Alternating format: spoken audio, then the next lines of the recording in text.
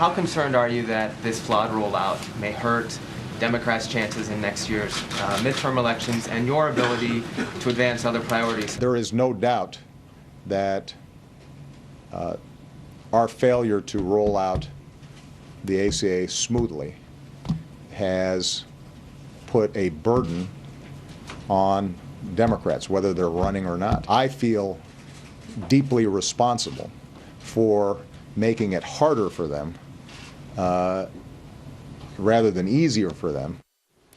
And a team, some Democrats are already sick of the burden. In fact, 39 Dems have already split with the White House and voted in favor of the Republican Obamacare fix. Is this a sign that what's to come in the Democratic Party? Fox News contributor and National Review editor Rich Lowry is here, and New York Daily News contributor Zerlina Maxwell join us this morning. Nice to see you guys. Nice to see you. Zerlina, a burden on Democrats. What burden is he specifically talking about? Well, I think that, that you have a lot of bad Obamacare news largely connected to the website, but a year from now, nobody's going to be thinking about a website. When Americans can finally go to the doctor on January the 1st for the first time, having that security that, the bill that comes won't force them into bankruptcy, nobody's going to be talking about the website and the glitches. So, Rich, it's just the website. There's no structural damage at all. There's no problems with getting young people to sign up at all. Is that what Zerlina's saying? Well, look, this law was sold on a trinity of lies, really. Obama said you can keep your insurance if you like it. Not true.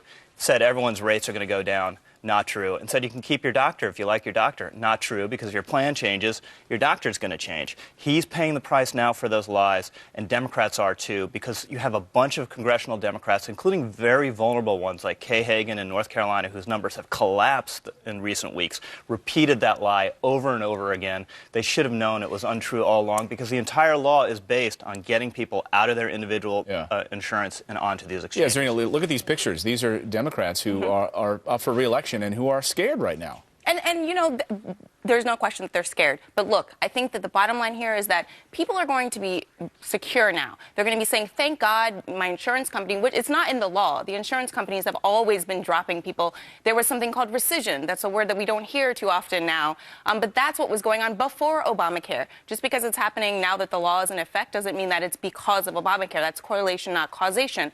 Now, I think that Democrats are a little bit scared, but they need to stick together here because this is how we got to this point. Americans needed health insurance, and Democrats gave it to them. Republicans blocked it all the way along.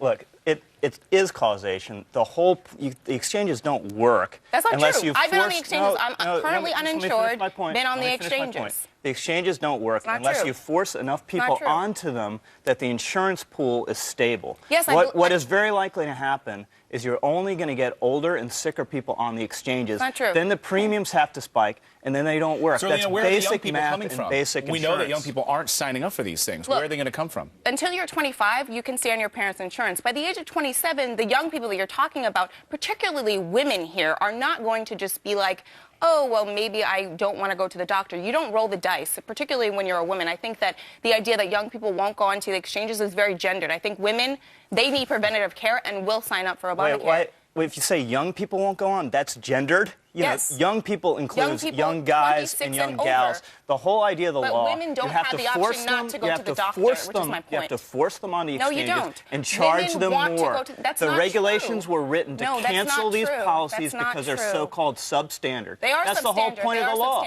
Right, but then you're canceling them. Then you're admitting it. Then you're admitting it. No, they're substandard. You're admitting that you're canceling them because they're substandard. Well, you're talking out of both sides of your mouth because you're saying it's just the insurance companies that are doing this. Now you're admitting that you've written the regulations that define them as substandard and cancel them. They are substandard.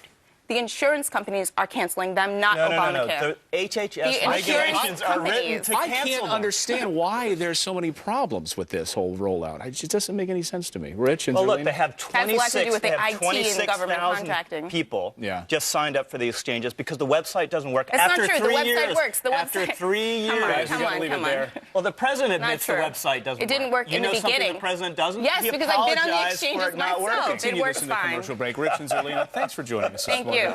Coming up here on